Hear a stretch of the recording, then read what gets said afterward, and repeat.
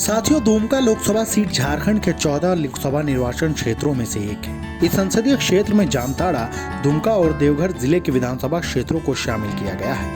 दुमका राज्य की उपराजधानी भी है। यहाँ पर खनन में प्राप्त पाषाणकालीन औजार इस क्षेत्र के ऐतिहासिकता की गवाही देते हैं। राजमहल की पहाड़ियों से घिरे होने के कारण यह क्षेत्र बेहद दुर्गम रहा है। यही दुर्गम शब्द आगे चलकर दुमका हो गया। 1539 में चौसा के युद्ध में शेरशाह सूरी की जीत के बाद यह क्षेत्र अफगानों के कब्जे में आ गया।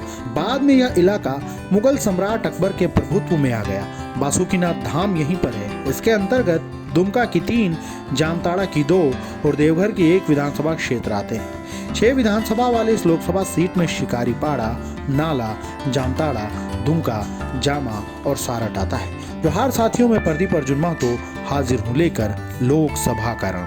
आज जानिए दुमका लोकसभा सीट के बारे में। 1957 में इस सीट पर पहली बार चुनाव हुए।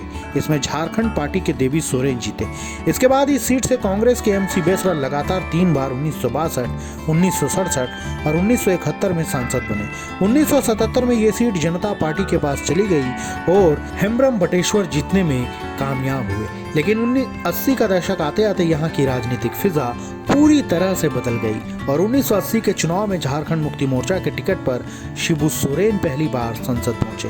लेकिन 1984 में ये सीट कांग्रेस के पास चली गई और पृथ्वीचंद किस्कू जीतने में कामयाब हुए। लेकिन 1989 में शिबू सोरेन ने वापसी की और फिर कभी पीछे मुड़कर नहीं देखा। दुमका के जनता ने उन्हें भरपूर प्यार दिया।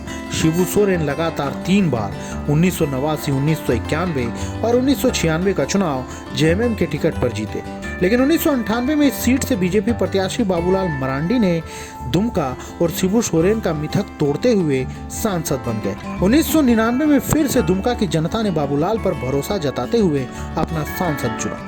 लेकिन इसके बाद 2004, 2009 और 2014 के आम चुनाव में शिबू सोरेन लगातार जीतते रहे और दुमका की जनता के लिए काम करते रहे। लेकिन इस विजय रथ को 2019 में उनके शिष्य रहे सुनील सोरेन ने रोक दिया। इस चुनाव में सुनील सोरेन को 4,84,923 वोट मिले, जबकि शिबू सोरेन को 4,37,333 वोटों से ही संतोष करना पड़ा। अब ऐसे में देखना यह है कि JMM के गढ़ रहे किले को इस बार कौन भेदेगा। तो साथियों, आपको कैसी लगी दुमका के बारे में दी गई ये जानकारी हमें जरूर बताएं।